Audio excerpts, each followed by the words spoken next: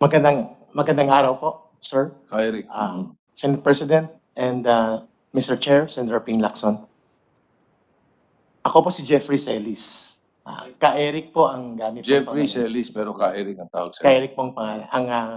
Ang code ako, marami po kaming ginagamit na code. I will try to address directly first the question, and I will request the good senators to qualify some of my answers. Yung recruitment po ng kabataan sa CPP, NP, NDF, in my experience, based on doctrine, practice, and experience, nagsisimula po yan kung mga sa baryo ng mga kabataan, meaning sa rural areas. Maaga po talaga, Senator, Senate President, sir.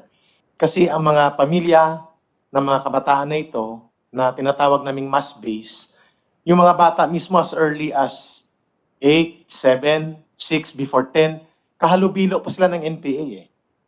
So, kaya nga sabi ko, ipokrito kami sa CPP, NPA,